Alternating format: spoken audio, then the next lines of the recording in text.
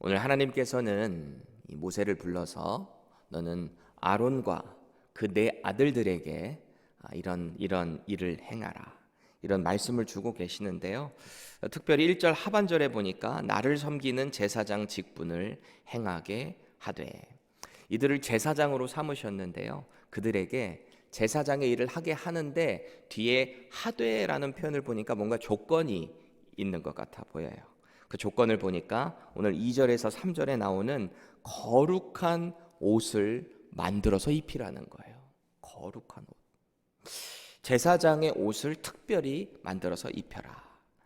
그런데 이 옷을 만드는 건 아무나 할 수 있는 게 아닙니다. 그래서 3절 말씀을 보시면 내가 지혜로운 영으로 채운 자들, 하나님께서 그 옷을 만드는 자들에게 지혜로운 영으로 채워주셨다라는 거예요. 특별한 사람을 지명하셨다라는 것이죠. 시간이 지나서 이 성막을 본격적으로 만드는 그 작업도 보면은 출애굽기 31장에 나오거든요. 유다 지파에서 부살렐이라는 사람을 하나님께서 특별히 지명해서 부르셨어요. 그리고 단이라는 지파에서 오홀리압이라는 사람을 특별히 부르세요. 특별히 지명해서 부른 이 둘에게 그냥 지명해서 부르신 것뿐만이 아니라 하나님의 영을 부어주셨다 그래요. 그래서 지혜와 총명이 넘치게 하셔서 하나님께서 성막을 짓는 모든 일들, 얼마나 디테일해요. 이 많은 일들을 다 감당할 수 있도록 지혜를 주셨다라는 것입니다. 마찬가지로 오늘 제사장의 옷을 만드는 것도 그냥 만드는 게 아니에요. 정교하게 만드는 것이 필요하거든요. 그래서 하나님의 영을 부어주신 총명한 자들을 부르시는 거죠. 이제 이들이 만들어야 하는 이 제사장의 옷들 중에서도 오늘은 특별히 대제사장이 입는 옷에 대해서 하나님께서 명령을 하고 계시는데, 이 아론을 대제사장으로 만들거든요. 나머지 4명의 아들 말고 이 아버지 아론은 특별히 대제사장, 가장 큰 자, 영화롭고 아름답게 비춰지도록 옷을 특별히 제작을 하라는 거예요. 그림 한번 보시겠어요? 첫 번째 그림 보시면 이 제사장과 대제사장의 옷의 차이가 현저하게 보이시죠?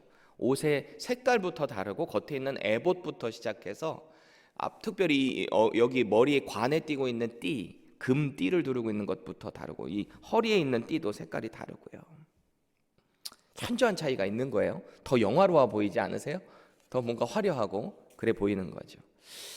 그래서 오늘 본문 4절에 나오는 이 대제사장 의복의 구성을 한번 보실래요? 두 번째 그림 보여주세요. 제가 구성이라고 하니까 뭔가 홈쇼핑 이야기하는 것 같은 느낌이 드는데, 보시면은 흉패, 이 4절에 나오는 겁니다. 흉패와 에봇과 겉옷과 반포 속옷, 이 속 안에 있는 반포 속옷이라고 하는데, 이 반포라고 하는 히브리어 단어는요, 이 바둑판 무늬의 재료를 뜻해요. 이 반포라는 말이.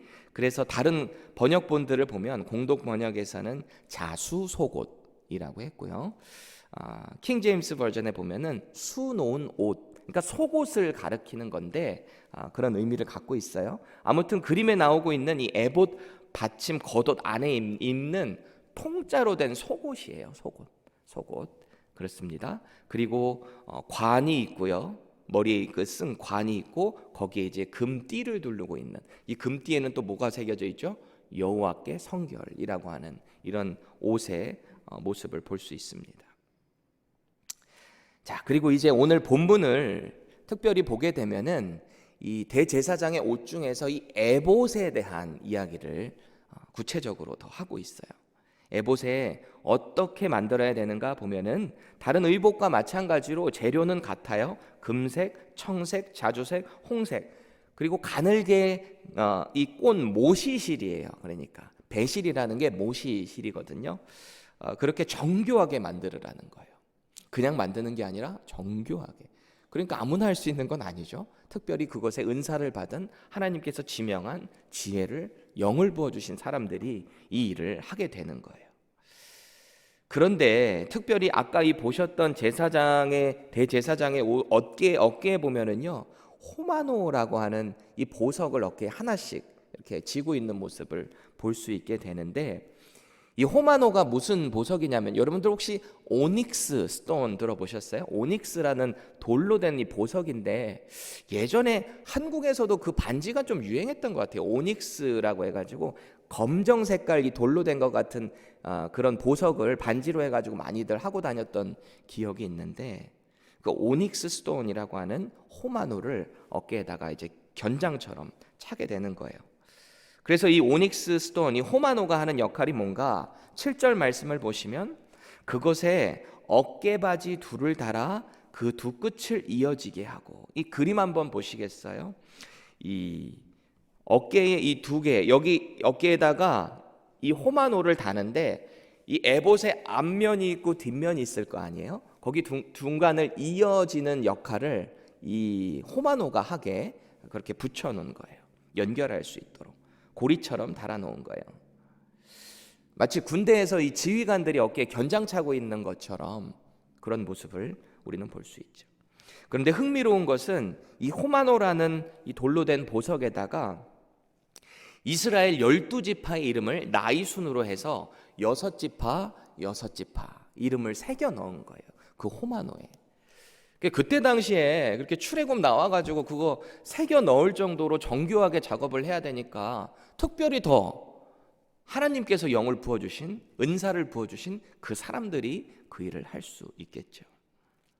근데 거기다가 왜 이 호마노에다가 이스라엘 백성들의 이름을 새겨 넣었을까요? 왜 넣었을까요? 거기다가 12절 하반절 보세요. 그들의 이름을 그 두 어깨에 메워서 기념이 되게 할지며. 이름을 새겨 여기서 넣어서 대제사장이 어깨에 호마노에 이스라엘 백성들의 이름을 얹고 있는 것이 그들을 지고 가는 것 같은, 이스라엘 전체를 지고 가는 대표격인 그런 모습을 보게 되는 거죠. 이스라엘의 이름을 어깨에 지고 간다. 그들의 어떤 슬픔과 질고와 어떤 기쁨과 여러 가지 모든 그들의 구원까지도 지고 간다라고 하니까 딱 떠오르는 분 있지 않으세요? 예수님이죠. 이사야 53장 4절 한번 보시겠어요? 예수님에 대해서 이사야 선지자가 이렇게 표현을 하죠. 그는 이 메시아 그리스도를 얘기하는 건데, 그는 실로 우리의 질고를 지고 우리의 슬픔을 당하였거늘. 여러분, 하나님께서는 가시적으로 이 그리스도를 상징하는 대제사장을 통해서 이스라엘에게 복을 주기 원하셨어요. 이스라엘에게. 하나님께서는 출애굽한 지 이 3개월이 지난 그 시기에 이제 신의 광야에 이스라엘 백성들이 도착하게 하시잖아요. 그리고 그 시기에 이 모세를 특별히 신의 산으로 부르십니다. 산중으로 부르셔서 그에게 어떤 말씀을 하시냐면, 출애굽기 19장 5절에서 6절입니다. 세계가 다 내게 속하였나니 너희가 내 말을 잘 듣고 내 언약을 지키면 너희는 모든 민족 중에서 내 소유가 되겠고, 너희가 내게 대하여 제사장 나라가 되며 거룩한 백성이 되리라. 너는 이 말을 이스라엘 자손에게 전할지니라. 모세를 특별히 부르셔서 신의 광야에 있는 진치고 있는 그 이스라엘 백성들에게 너희는 나의 제사장 나라가 될 거다. 이 모든 열방이 다 나에게 속하였다. 내가 너희를 출애굽시키는데 독수리가 날개를 이렇게 덮어서 이렇게 인도하는 것처럼 내가 너희들을 인도했다. 내가 너희들에게 하는 이 언약, 내가 너희들에게 명령하는 그 말씀만 잘 지키면 내가 너희를 모든 민족 가운데 제사장 나라 되게 할게. 이 말을 이스라엘 백성들에게 가서 전해 모세에게 그렇게 말씀하시고 약속하신 거예요. 그래서 베드로 사도가 말하는 그 유명한 이 왕 같은 제사장 되는 것도 우리가 그리스도의 그 이름을 통해서 우리도 제사장이 되는 그 사건을 잘 알고 있잖아요. 하여튼 그러기 위해서 하나님께서는 이 모세를 통해 이스라엘을 제사장 나라로 삼게 되는데, 제사장은 오늘 다시 본문의 포커스로 오게 되면 거룩한 옷을 입고 해야 된다라고 말하고 있는 거죠. 여러분들, 옷이 날개라는 말이 있잖아요. 오늘도 제가 딱 앞에 서니까 우리 유문식 집사님 옐로 컬러의 옷이 딱 눈에 들어와요. 한우리 교회의 영적인 대들보이시기도 하지만 또 이 젊은 칼라에 상징하는 옷을 입으시고 또 그렇게 신앙생활도 열심히 하는 모습이 얼마나 덕이 되는지 모르겠어요. 어떤 사람이 어떤 옷을 입는가에 따라서 그 사람이 돋보이게도 되지만 또 어떤 사람은 어떤 옷을 입는가에 따라서 이 패션 테러가 될 수도 있는 것이 결국 옷을 통해서 다 이 판가름 나게 되는 경우를 봅니다. 옷은 그 사람의 정체성을 드러내기도 하죠. 그래서 어떤 동성애자나 트랜스젠더들은 옷을 통해서도 자신의 그 정체성을 표현해내기도 하잖아요. 그만큼 옷은 그 사람이 누군가인가를 드러내는 어떤 도구이기도 합니다. 오늘 하나님께서는 이 당신을 섬기는 제사장 직분을 감당하기 위해서는 아무 옷이나 입고 하는 것이 아니라 특별히 지정해서 하나님께서 명령한 그 옷을 반드시 입어야 한다라고 말씀을 하고 있어요. 저와 여러분들 아까 제가 말씀드린 것처럼 우리는 예수 그리스도를 통해서 왕 같은 제사장이 되었다라고 한다면 저와 여러분들은 지금 어떤 옷을 입고 계신가요? 저는 이 설교가 있을 때 혹은 주일 예배가 될 때는 꼭 이렇게 정장을 입어요. 타이까지 하고 정장을 딱 입죠. 그야말로 제게는 이 정장이 교복이에요. 교회 옷. 보통 전도사님들, 목사님들은 이 정장이 교복이잖아요. 집에서 제가 이 정장을 이렇게 갖춰 입을 때마다, 넥타이를 이렇게 할 때마다 저희 6살 된 큰아들이 옆에서 이렇게 지켜보고 있어요. 이렇게 지켜보고 있어. 오, 아빠 오늘 멋있는데 이래요. 옆에서 있다가 어느 날 제가 아들에게 물어봤어요. 너는 커서 뭐가 될 거야? 그랬더니 아빠처럼 목사가 되고 싶대요. 나는 목사님 될 거야. 왜? 그랬더니 하나님의 말씀을 전하고 싶대요. 그래요. 그런 말을 해요. 지난 화요일에 병건이 학교에서 이 커리어 데이라고 해서 이게 직업에 대한 그런 것을 이제 물어보고 서로 쉐어하는 시간이 있었나 봐요. 그러니까 자기가 원하는 그 커리어가 뭐가 될 건지 그 의상을 입고 발표를 하라고 그랬어요. 그래서 아내랑 얘기를 하다가 그럼 병건이 이 와이셔츠 같은 거에다가 타이를 하고 성경책을 들고 있으면 되겠다. 그렇게 해서 병건이도 그렇게 하겠다라고 그러길래 하루가 지나서 그럼 너 뭐 어떻게 입을 거야? 그랬더니 자기 그거 안 하겠대요. 그래서 왜? 그랬더니 자기 그냥 소방관 하겠대요. 집에 소방관 옷 그런 거 있거든요. 그래서 그거 하겠대요. 그러니까 왜? 그랬어요. 그랬더니 너 목사님 되고 싶다며. 그랬더니요. 목사 되겠다고 하면은 그 설명하는 게 영어로 하기가 너무 힘들대요. 그래서 그냥 소방관 옷을 입겠다고 그래요. 그러더니 자기가 조금 더 있으니까 이건 아니다 싶었는지 아니야 나 그냥 목사님 할래. 그래요. 그래서 다음 날에 이제 엄마를 지도를 받아서 타이에 와이셔츠에 성경책도 딱 이렇게 하고 이제 발표를 한 거죠. 그래서 목사가 되고 싶다고 얘기를 했을 텐데 제가 퇴근하고 집에 가서 물어봤어요. 오늘 발표 잘했어? 그랬더니 병건이가 뭔가 시무룩해요. 표정이. 상황은 이런 거예요. 이 큰아들이 목사님 아빠처럼 목사님 되겠다라고 말을 했는데 발표를 했는데 선생님이 No 이랬대요. 그거는 아니라고. 소방관이나 선생님이나 의사 같은 거를 된다고 해야지 이 패스터는 아니라고 했다고 그런 말을 했다는 거예요. 아무래도 이 공립학교다 보니까 아빠를 따라서 목사님이 된다는 이 종교적인 색채가 강하니까 아마 그거 하지 말라고 한 것 같은데 그래서 병건이가 너무 속상했대요. 그 얘기를 듣고 있는데 먼저는 아빠의 직업이 자랑스러운 저 아들이 대견했어요.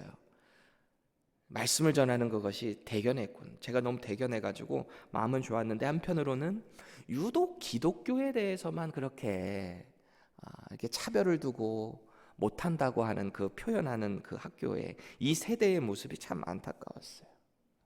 그러면서도 또 제 마음속에 드는 생각이 그래.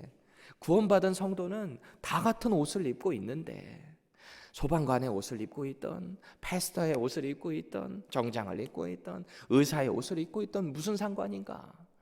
그 옷이 정말 어떤 사람인가 내가 어떤 정체성을 갖고 있는가를 하나님의 자녀의 정체성을 잘 드러내면 되겠지라는 마음을 생각을 했어요. 우리는 앞서서 이 찬양을 불렀어요. 내 손을 주께 높이 듭니다. 너무 유명한 찬양, 오래된 찬양이잖아요. 근데 그 찬양의 원래 원제가 뭔지 아세요? 원제. 그 원제가 찬송의 옷을 주셨네입니다. 이 찬양의 가사는요, 이사야 61장 내용에서 가지고 온 건데, 이사야 선지자가 앞으로 도래할 메시아에 대한 이야기를 하는 내용이 61장에 나오고 있어요. 특별히 61장 3절 보시면은 무릇 시온에서 슬퍼하는 자에게 화관을 주어 그 죄를 대신하며 기쁨의 기름으로 그 슬픔을 대신하며 찬송의 옷으로 그 근심을 대신하시고, 메시아가 오시면 그렇게 하신다라는 겁니다. 메시아가 이 땅에 오실 때 당신의 백성들에게 온전한 기쁨을 주실 뿐만 아니라 슬픔이 변하여서 찬송의 옷을 입게 하신다라는 거예요. 그리고 그 메시아가 도래하실 그 하나님의 때가 되면 레위 자손뿐만 아니라, 제사장 그들뿐만이 아니라, 이스라엘뿐만이 아니라 그리스도를 받아들이는, 이 메시아를 받아들이는 모든 자들이 제사장이 될 것이다 라는 약속을 주시는 내용이죠. 이사야 61장 6절입니다. 오직 너희는 여호와의 제사장이라 일컬음을 받을 것이라. 사람들이 너희를 우리 하나님의 봉사자라 할 것이며 너희가 이방 나라들의 재물을 먹으며 그들의 영광을 얻어 자랑할 것이니라. 우리 하나님의 봉사자. 여러분도 오늘 본문 가운데 하나님께서 모세를 통해서 아론과 그 아들 4명, 이 제사장들을 세우면서 그들을 뭐라고, 어떤 직무를 주시는 거예요? 내게 봉사하게 할 것이라. 제사장이 여호와의 일을 감당하게 되는 거잖아요. 그런데 그 메시아를 믿는 저와 여러분들 역시 제사장의 일을 감당하게 된다라는 것입니다. 나아가서 이제는 찬송의 옷뿐만이 아니라 다른 종류의 옷도 입고 그 제사장의 일을 감당하게 되는데요, 이사야 61장 10절입니다. 내가 여호와로 말미암아 크게 기뻐하며 내 영혼이 나의 하나님으로 말미암아 즐거워하리니 이는 그가 구원의 옷을 내게 입히시며 공의의 겉옷을 내게 더하심이 신랑이 사모를 쓰며, 이 사모라는 것은 제사장의 관을 이야기하는 거예요. 사모를 쓰며 신부가 자기 보석으로 단장함 같게 하셨습니다. 마치 어떤 대제사장이 화려한 옷을 입고 있는 것과 같이 저와 여러분들에게도 이런 옷을 입히시는데, 궁극적으로는 이 대제사장이 바로 우리 예수 그리스도를 상징하고 있는 거죠. 제사장은 하나님을 섬기기 위해 거룩한 의복을 입습니다. 그럼 이제 우리도 특별한 옷을 짜입어야 하지 않을까요? 옆에 분 한번 보실래요? 무슨 옷 입고 계시는지 한번 보세요. 어떤 의복을 입고 계신가요? 사도 바울은 이미 우리에게 우리는 특별한 옷을 입고 있대요. 로마서 13장 14절입니다. 우리 다 같이 한번 읽을까요? 오직 주 예수 그리스도로 옷 입고 정욕을 위하여 육신의 일을 도모하지 말라. 오직 그리스도의 옷을 입고. 구원받은 성도는 예수 그리스도의 보배로운 피로 만들어진 옷을 입고 있는 거예요. 저와 여러분들은 예수 그리스도의 옷을 입고 있는 것입니다. 저와 여러분들이 오늘도 이 예수 그리스도의 옷을 입고 세상 가운데 나아가서 이 제사장의 직무를 행해야 하는 것입니다. 그래서 이 세상이 진통하고 아픔과 상처 가운데 울고 있을 때 그들과 함께 울기도 하고요, 제사장의 직분을 가지고 마치 이 어깨의 호마노에 이스라엘 12지파의 이름이 새겨지고 그들을 책임감을 지고 나가는 대제사장처럼 예수 그리스도께서 인류를 대신해서 그들의 죄를 대신해서 십자가에 달려 죽으신 것처럼 저와 여러분들, 구원받은 왕과 같은 제사장인 저와 여러분들도 이 세상 가운데 이 제사장의 직무를 감당할 수 있기를 원합니다. 그래서 우리를 통해서 복을 부어주기 원하시는 그 하나님의 그 복을 우리 주변을 통해 예수 그리스도의 그 복을 날마다 흘려보낼 수 있는 저와 여러분들 되시기를 간절히 축복드립니다. 기도하겠습니다. 하나님, 구원받은 백성들에게 그리스도의 옷으로 입혀주신 이 영광스러운 옷을 날마다 세상 가운데 나아가서 잘 전할 수 있기를 원합니다. 세상 사람들이 이 그리스도의 옷을 보지 못하고 하나님을 거부하고 지금도 여전히 이 땅 가운데서 죄 가운데 허우적거릴 때 우리가 이 거룩한 옷을 입고 저들에게 나아가 하나님 아버지의 그 뜻을 전할 수 있는 사명자, 제사장의 직분을 잘 감당할 수 있도록 우리에게 오늘도 지혜와 은혜와 총명을 더하여 주시옵소서. 예수 그리스도의 이름으로 기도합니다. 아멘.